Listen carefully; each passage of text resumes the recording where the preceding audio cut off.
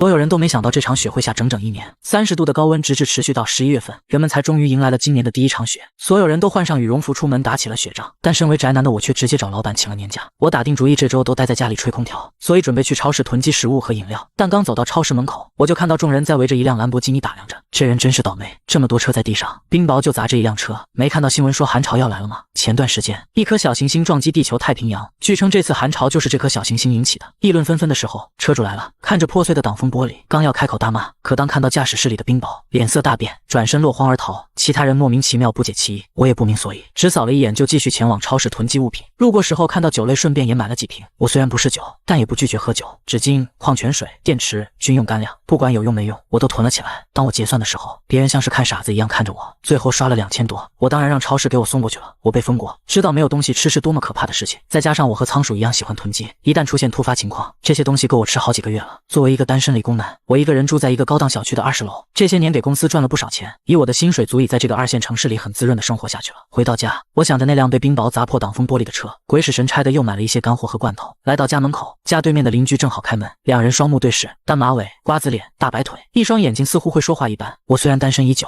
但是我的素养让我并没有出现异样，只是出于礼貌点头致意。回到家，拆开刚到的新冰箱，哪怕这冰箱的容积足有500-600升，也被我塞得满满当当。弄完这一切，走进房间，我已经感受到寒潮的气息了，空气中带着潮湿的味道。我躺在床上刷着新闻，但是我没想到，这是我在低温前享受的最后一次暖意。半夜，我是被冷醒的，外面雨打窗户，发出噼里啪啦的声音。原本以为是因为空调温度调得太低，结果发现我根本没有开空调。寒潮的威力这么猛吗？我没有多想，裹了裹被子，转身倒头就睡。当我第2天醒来的时候，明显感觉气温降低了许多，此时我只好拿出长袖对付着。第3天，气温只有10几度了。我所处的是南方城市，地暖什么的都是不存在的，每年御寒全靠抖，10几度的气温已经需要穿外套了。前几天还是30几度的高温，短短3天，气温就打了对折。这寒潮的威力也太猛了。忽然手机的提示声响起，我拿起来一看，原来是不少老人和小孩被温度骤降感冒住院。网络上都是在说天气很凉爽，希望能够一直这样。看着外面淅淅沥沥的，我感觉有些不安。气温骤降太快，看着外面云层的厚度，明天也不会见到太阳。为了以防万一，我还是多买了一点暖宝宝、白酒，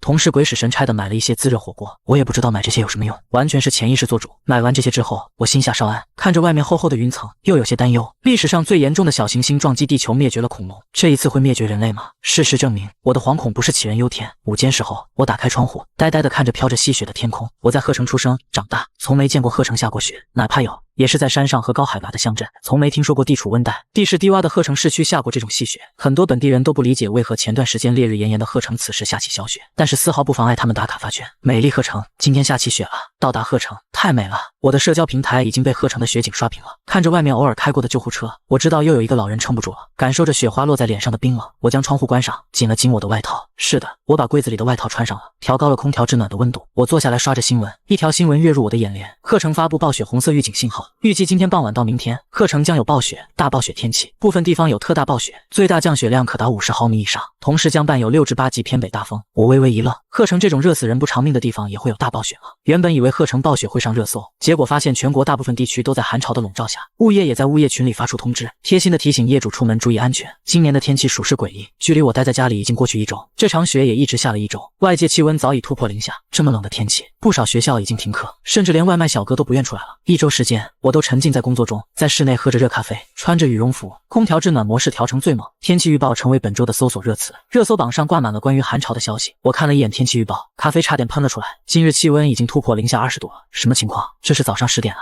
除了特殊岗位仍在运转，全市学校已经转为线上教学，所有户外工作已经全部停工，几乎所有公司都改成线上办公。气温骤降，官方在各大媒体上呼吁所有人居家，切勿外出。每天被冻死的数量越来越多，制暖设备已经脱销，哪怕是最便宜的暖宝宝，价格都已经翻了几倍。物业群里已经闹翻了，1楼的门已经被积雪堵住了，有人拍照发在群里。我打开一看，1楼入口已经被厚厚的积雪覆盖住，从2楼看下去，甚至已经看不见1楼的窗户了，而还有一群穿着厚厚军大衣的人在拿着铁锹铁铲费劲地铲着积雪。1楼的业主在群里疯狂艾特物业，催促物业想办法。物业也表示派不出更多的人手支援，毕竟像他这样的业主还有好几家。同时物业也在转发市里的通知，希望大家注意安全，待在室内切勿外出。那我怎么办啊？1楼的女业主直接崩溃了，我家里已经没有吃的了。好在其他业主纷纷施以援手，将家里的食物都拿出来分享。女业主连忙道谢。这时20楼的业主忽然在群里开口，请问还有多余的菜吗？这个业主顶着一个肌肉壮汉的头像，群内瞬间安静下来。看着冷群的模样，我有些迷惑。我就住在20楼，另外2户我都认识，没一个是壮汉啊。我也没有细想，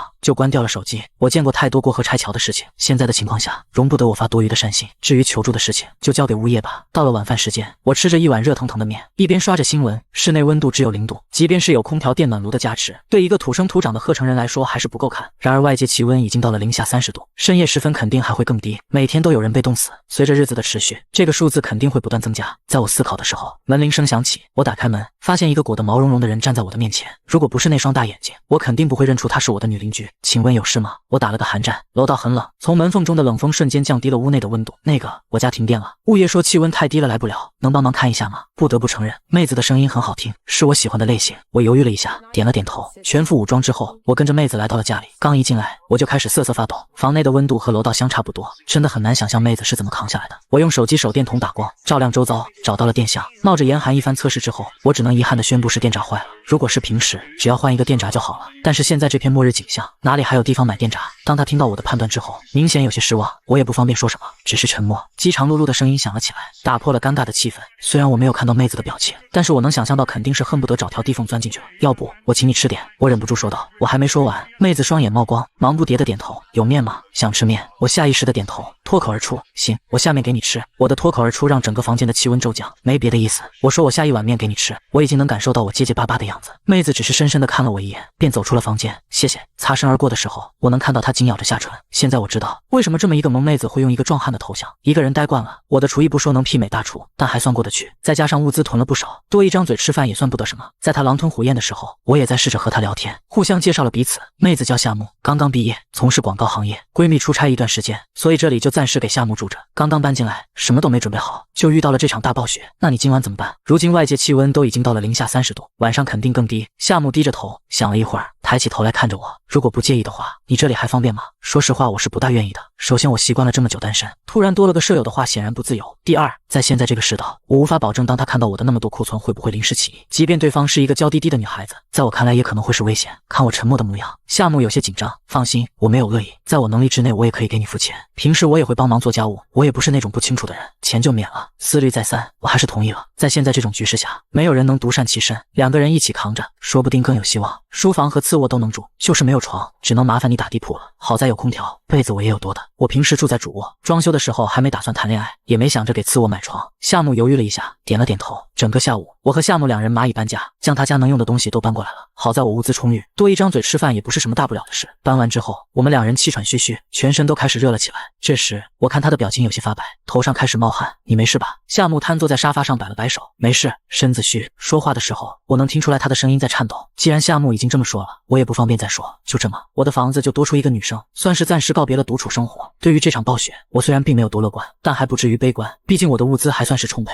只要不停电，撑到暴雪结束应该不成问题。就在我胸有成竹的时候，头顶的灯突然灭了。据运气守恒定律，人的好运是固定的，我一直是幸运儿，前半生基本没有经历过什么大挫折，运气向来不错。这一次可谓是人生中一大难关了。是停电了吗？夏木从厕所里传来略带慌张的声音。我检查一下。我应道。当我检查一遍电路之后，再看微信群里的动态，确定是整个小区停电了，估计是荷载过大导致。小区群里，业主们都在发泄着自己的情绪，物业安抚着业主们，保证立刻来检修。夏木出来之后，我和他简单交流了一下现在的情况，电力不知道什么时候来，现在要做的就是趁着屋内还有暖意的时候，阻止热量散出去。我和夏木将门窗都关紧，将冰箱拆完的泡沫板贴满了窗户，把地毯挂起来盖住阳台的推拉门。总之，我们两人将门窗遮得严严实实，一点缝隙都不留，只留下一个看着小区外面的小窗户透光。家里已经停电，好在安在墙角的感应灯还能再维持一段时间的灯光。等我们气喘吁吁做完一切，房间里的暖气已经消失的差不多了，没有电，想要煮饭煮面是不大现实了。好在我还囤着自热火锅，能够凑合一下。但是自热火锅吃完之后该怎么办呢？我没有再细想。赵彤，你说这种天气还会继续多久？窗外寒风呼啸，我抬起头看着忧心忡忡的夏木，沉默着半晌，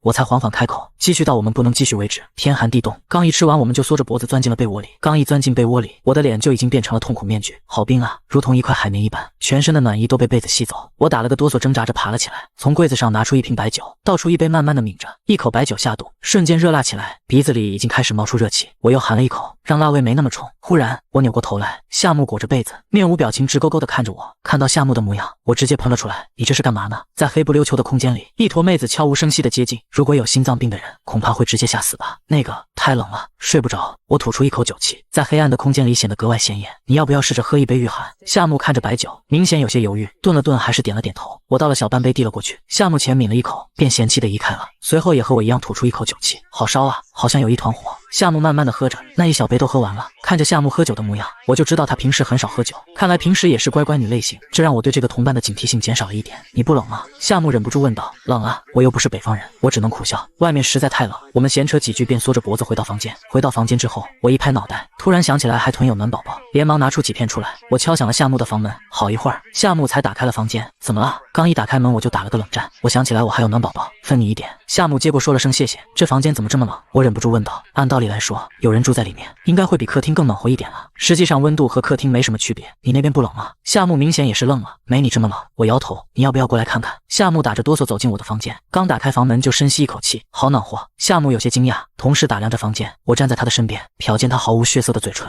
根据我的估计，次卧正值风口，即便是门窗封住，冷气也会渗透进来。我将我的想法说给夏木听，夏木深以为然。这里好暖和，我那里好冷哦。夏木转过头，睁着大眼睛，委屈巴巴地看着我。我无视了他无辜的神情，只听着他的话外音：那你是想睡这间吗？夏木歪着脑袋：你也一起。我就喜欢和聪明人说话。夏木的聪明让我对他的印象又好了几分，但这不代表我会无底线牺牲。如果他得寸进尺，那我断然不会留情。夏木顿了一下，看着我：如果你不介意我和你睡一张床的话，想提前看灾难大暴雪的宝子们，可点击左下角下在最右，然后搜索灾难大暴雪，出来的第一个就是